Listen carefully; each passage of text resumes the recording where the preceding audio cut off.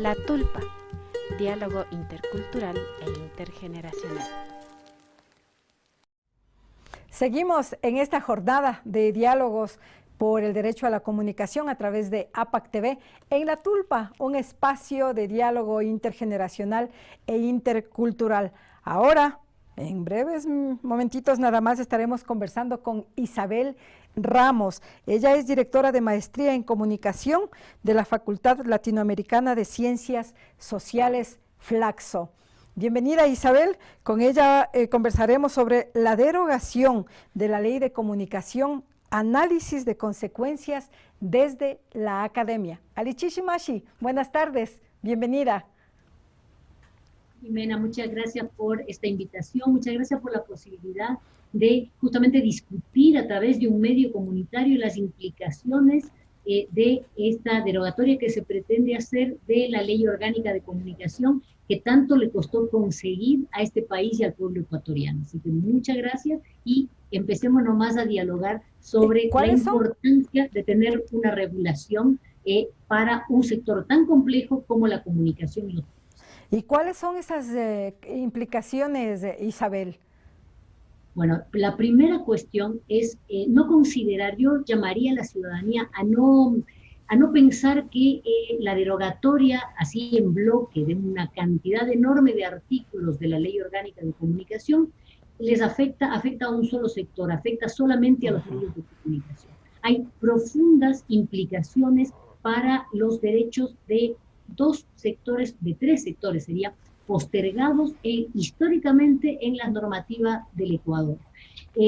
Las audiencias, los públicos, es decir, la ciudadanía pierde derechos con la derogatoria de la Ley de Comunicación, ya lo vamos a decir claramente. Luego, los periodistas y trabajadores de prensa, también hay una pérdida de afectaciones a sus derechos ahí, derechos conquistados con mucho trabajo. Desgraciadamente, los periodistas y trabajadores de prensa, sobre todo de los medios concentrados y con fines de lucro, son un sector tremendamente precarizado. Así es. Entonces, el tener protección para ellos es mínimo, digamos, y un sector muy afectado, tremendamente afectado con la derogatoria de la Ley Orgánica de Comunicación que se pretende hacer con este proyecto minimalista, es el sector de los medios de comunicación populares, alternativos y comunitarios. Un sector de enorme importancia para la democracia, un sector de enorme importancia para un ejercicio pleno de la libertad de expresión en nuestro país. Isabel, se habla de la libertad de expresión, de la autorregulación en la libertad de expresión. Estamos viviendo algo trascendental que nos lleva a hacer unas críticas, pero con argumentos también legales, argumentos sociales, argumentos de luchas, argumentos de derechos, argumentos de discriminación, de no racismo, etcétera, etcétera. Pero ¿cómo lograr esa autorregulación si no hay una normativa, no hay una normativa legal? ¿La academia está trabajando en ello, Isabel? Y la academia trabaja desde hace mucho tiempo, y no solamente en el Ecuador, en este tema, porque evidentemente hay una cuestión de fondo.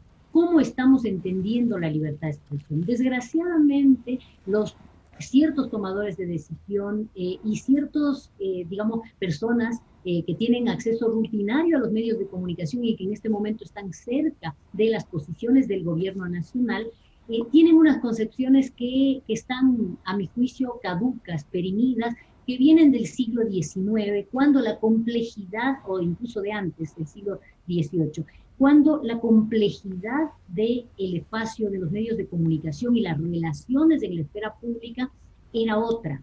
Entonces, realmente, la primera cuestión es decir que no podemos aplicar categorías del siglo XIX para problemáticas del siglo XXI. La problemática de la libertad de expresión tiene que ser considerada en el marco de la desigualdad social, es decir, en el marco de sociedades complejas, de sociedades diversas, pero sobre todo de la profunda desigualdad que afecta a las sociedades contemporáneas, en donde hay grandes conglomerados que están estructuralmente impedidos del ejercicio de la palabra pública, están estructuralmente privados de los digamos, de los recursos materiales y simbólicos Exacto. para expresarse públicamente y para dar a conocer no solamente sus ideas, sino sus demandas y necesidades. Entonces, No hay medios, la no hay teoría, canales, no hay medios, no hay canales donde en el caso de pueblos y nacionalidades, comunidades, organizaciones sociales, no tienen un medio para expresar la vida que están llevando, sus necesidades, sus problemáticas o también cómo solucionan comunitariamente sus circunstancias negativas que están viviendo. Pero hay un acaparamiento de las frecuencias en manos de grupos de poder. totalmente, no solamente, o sea, en nuestro país es el ejemplo paradigmático de una sociedad en la cual el acceso a la esfera pública mediática ha sido desigual.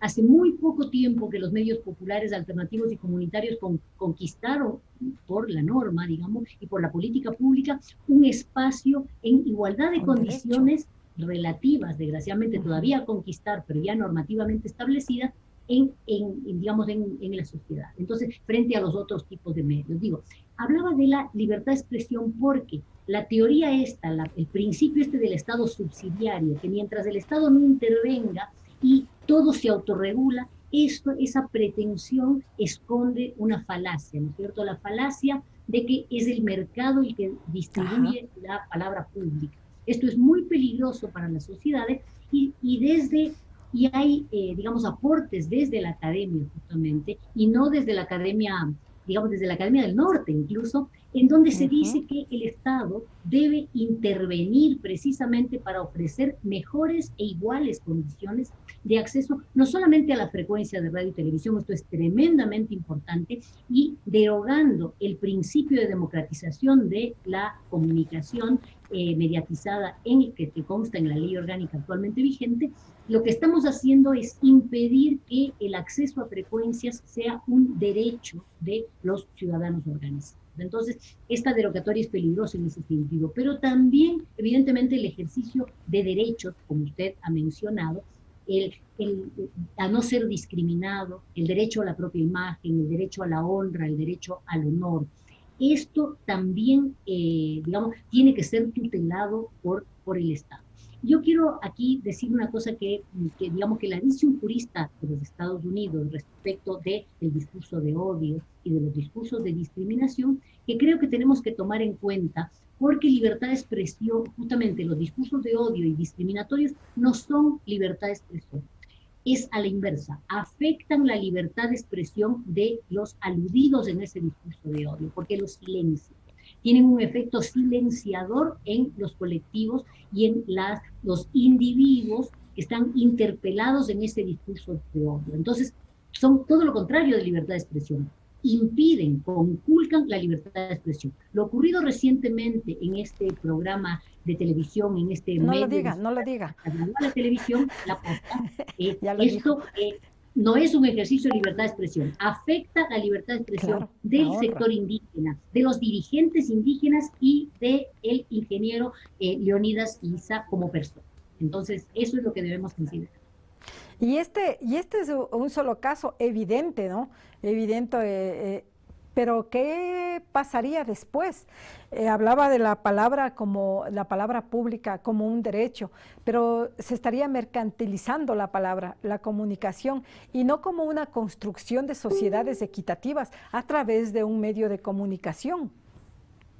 Absolutamente. Una de las cosas más peligrosas y más cuestionables del proyecto de ley que ha enviado el gobierno a la Asamblea Nacional es precisamente que se presenta una garantía en abstracto de justamente de las minorías, de los sectores históricamente excluidos, de producir sus propios contenidos en su propia lengua, pero no hay una garantía real, no hay una garantía cierta. Se proclama el derecho, pero no se garantiza el acceso a su ejercicio. Entonces, justamente las leyes tienen que garantizar el acceso al ejercicio pleno de los derechos. Entonces, al eliminar este requerimiento de que los medios de comunicación difundan contenidos interculturales, se está afectando justamente ese derecho a la libre expresión porque se está impidiendo el acceso a la palabra pública.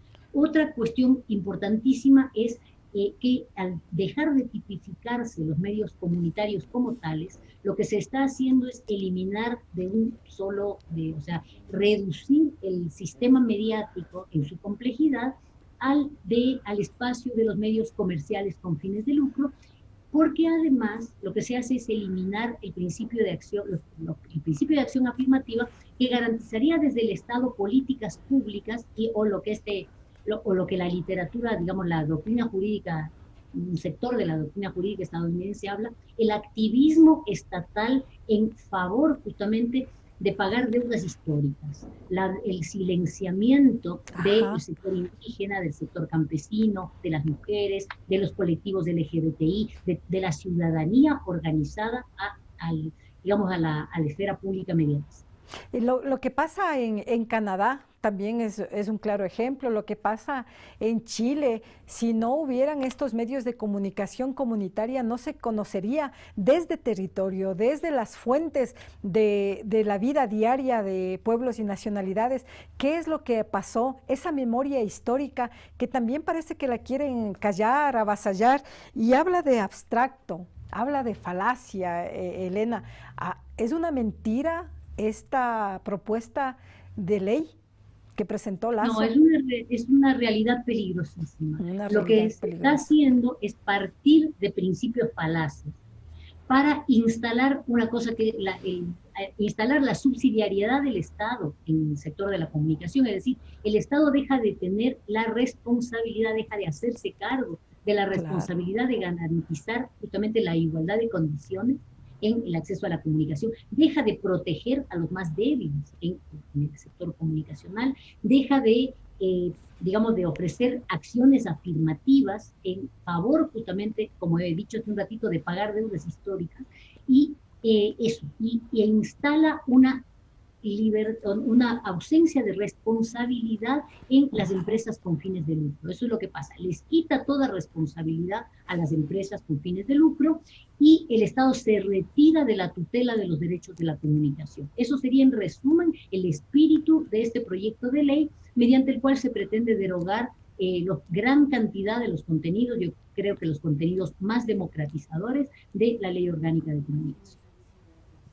Entonces estaríamos hablando que todas esas luchas, la consecución o conseguir los derechos para que haya una equidad en la comunicación, en la información, que hayan medios en donde el Estado garantice sus derechos, y esa responsabilidad entonces estaría del Estado garantizando el privilegio para los grandes poderes, los grandes medios de comunicación, intereses económicos. Recordemos que digamos, las alianzas, las cercanías, esas solidaridades de clase que existen entre los empresarios mediáticos y el resto de las élites, digamos, de las élites económicas y políticas tradicionales del Ecuador. Justamente si algo debe caracterizar a la esfera pública es su diversidad, su dinamismo y el acceso universal. De alguna manera se habían hecho grandes avances en la Ley Orgánica de Comunicación. Recordemos el protagonismo que tuvo el sector comunitario de la comunicación en justamente poder en la Constitución, en la Asamblea Constituyente de Montecristi.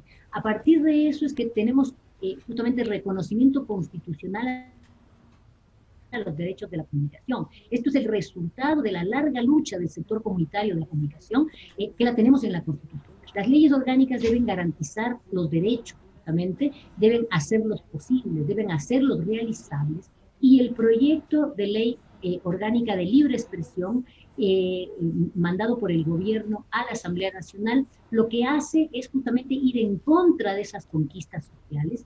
Eso es un retroceso. Me parece bastante sintomático y bastante triste tener que decir que el gremio de los periodistas, los gremios, las asociaciones gremiales de periodistas y comunicadores están guardando silencio o están siendo favorables a este proyecto de ley en el cual se desconocen aún más sus derechos. El Estado se retira de la protección de los derechos laborales de los periodistas y trabajadores de prensa. Es decir, lo que hace este proyecto es garantizar en abstracto algo así, dejarlo declarado e impedir su realización al no considerar, por ejemplo, al eliminar la existencia de una institucionalidad de fácil acceso a lo que los ciudadanos podamos acceder para reclamar y demandar nuestros derechos.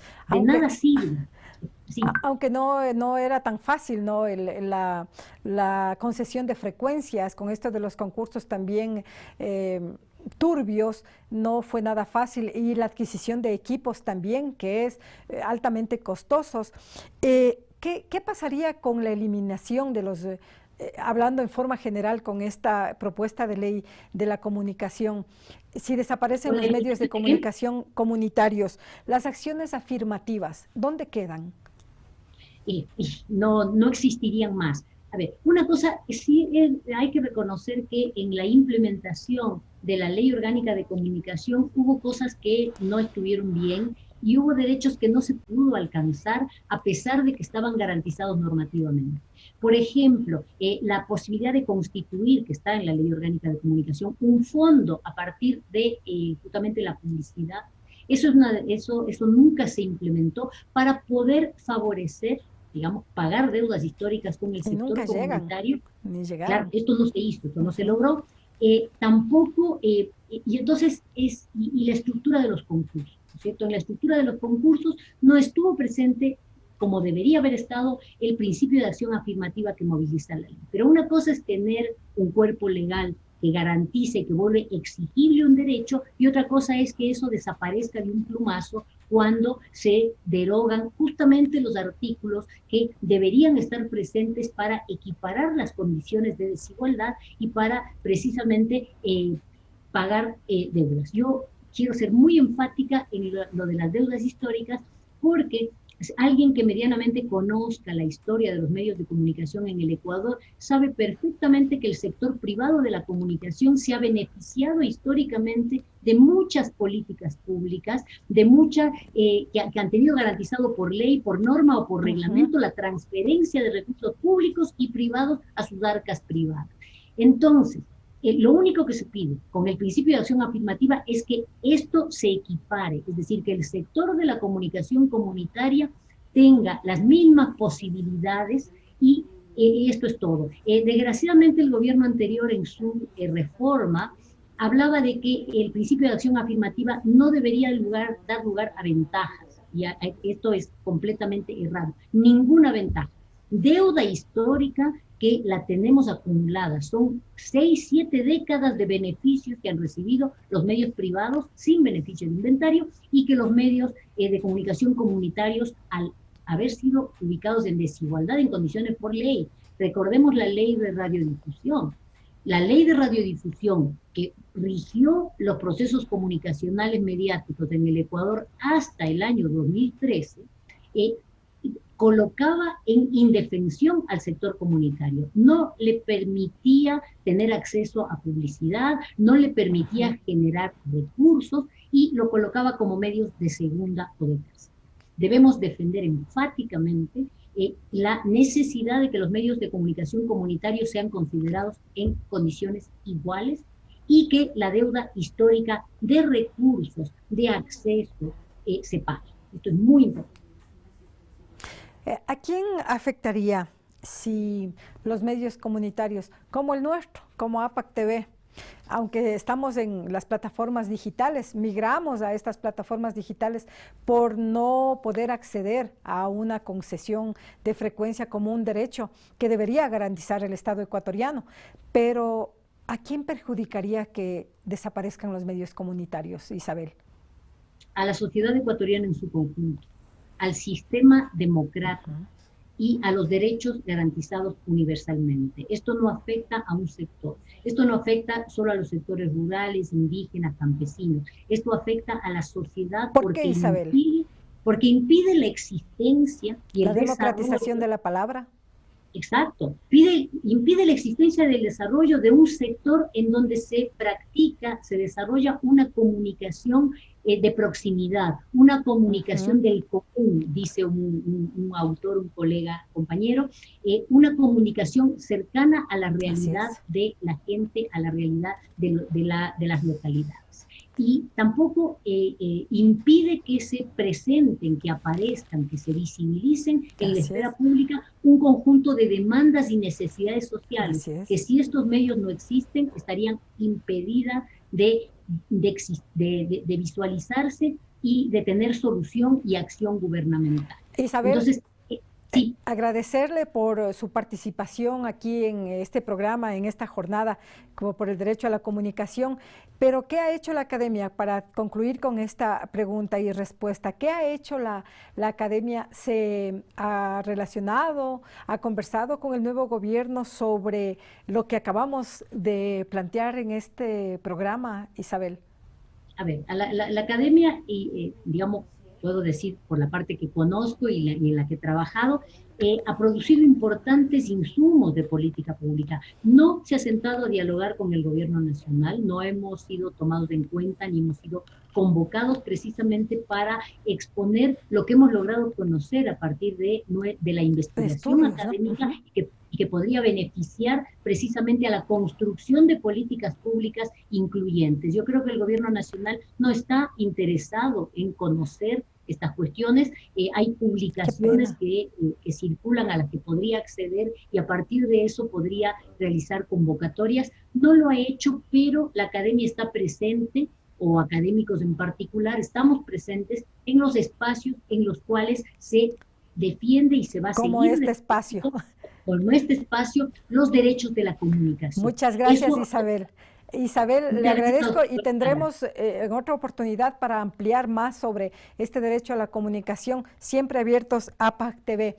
Estaremos en breves minutos con César Gómez, coordinador de medios comunitarios de la Fundación Cultural Sur Vival, conversando los medios indígenas en América Latina, su situación de desventaja y la falta de democratización de las frecuencias. Gracias a ustedes, seguidores de APAC TV, por reaccionar, por mantenerse atentos, por esos saludos. Compartan este programa. Así nos apoyan a los medios de comunicación comunitarios que estamos trabajando en territorio. Ya volvemos.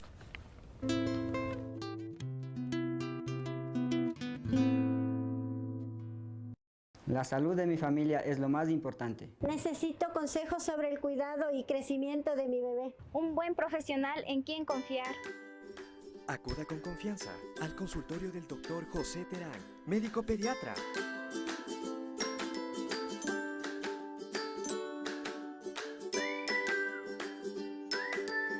Siéntanse en familia. Reciba una atención cálida y profesional, como su hijo merece. Quichuapipash Tapopaichilla.